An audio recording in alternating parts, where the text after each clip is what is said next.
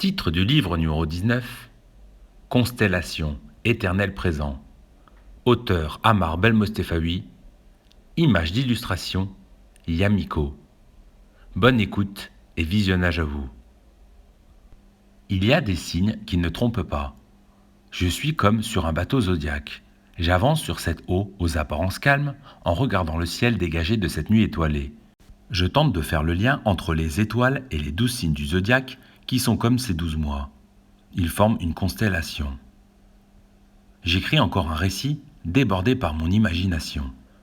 Je tente de garder pied. En effet, souvent, nous pouvons foncer tête baissée comme un bélier, ce qui peut traduire une certaine impulsivité et énergie de notre part. Faut-il avancer au risque de se tromper ou ne rien tenter et finir par le regretter à jamais? C'est à vous seul de jauger. On dit qu'il faut prendre le taureau par les cornes, car nous devons faire face aux problèmes sans forcément les éviter. C'est une composante de la vie. On se croit tous différents, mais on est tous gémeaux. Nous sommes donc la dualité, instable, lunatique, mais également intelligent et curieux. Ce qui peut être très déconcertant, car nous sommes un peu tout à la fois. Allez donc vous scruter dans un miroir ou dans le reflet de l'eau. La cupidité serait le cancer de ce monde. Attention, il faut prendre ce qu'on entend ou ce qui est dit avec des pincettes. Ceci est valable pour la radio, la télévision, les journaux, mais pas que. Étant doté de force et de courage, il arrive à beaucoup de se prendre pour un lion ou pire encore, pour la grande ours. Trop briller, c'est attirer des jaloux. Méfiance. On commence tous notre vie sur une page vierge et c'est à nous de créer notre propre récit, de donner un sens à notre vie. Arrangez-vous donc pour ne jamais manquer d'encre au risque d'accoster plutôt que prévu. Il faut trouver le juste équilibre, tel une balance, afin de garder le cap que nous nous fixons. Le trop est aussi dangereux que le pas assez. Comme le dit le proverbe, ne mets pas ton doigt dans un trou de souris ou tu seras piqué par un scorpion. De toute manière, si tu ne te fais pas piquer, un jour ou l'autre, tu te feras pincer. C'est une question de temps. La vie est semblable à une chimère, tel un sagittaire, mi-homme, mi-cheval. Nos comportements, nos relations, nos vies, les réseaux.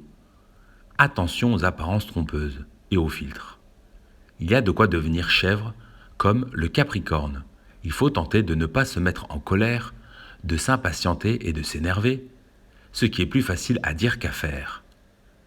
Assoiffés comme un porteur d'eau, nous ne pouvons pas revenir sur le passé. Même s'il nous arrive de décider d'un nouveau départ, personne ne retournera dans le verseau. Évitez au maximum la goutte d'eau qui pourrait faire déborder le vase. Avec ma réflexion profonde, vous pensez que j'ai été bercé trop près ou que je suis tombé du berceau, mais sachez que ce dernier est moins profond que votre tombe. C'est triste, mais c'est une réalité dure à avaler ou même à boire. Symbole de renaissance, nous avons tendance à zigzaguer comme un poisson dans l'eau. L'air que nous respirons oxygène notre corps et notre cerveau, mais reste le corps chimique le plus oxydant qui existe. Ce qui est bon pour nous peut aussi nous tuer. Toujours dans mon zodiaque, je fais un tour d'horizon. Je suis impressionné par cette constellation qui constitue un cycle de vie.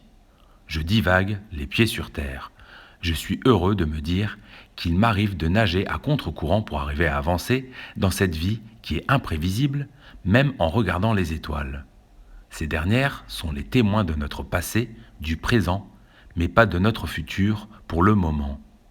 À moins que le temps n'existe pas.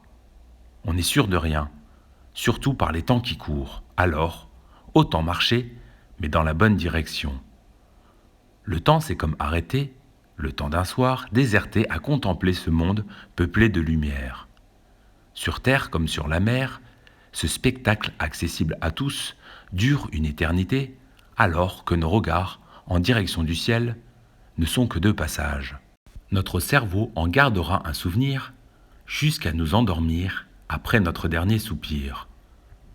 Nous ne représenterons pas un unique signe, nous formons sûrement les 12 signes du zodiaque à la fois. Nous sommes à nous seuls une constellation semblable à un éternel présent.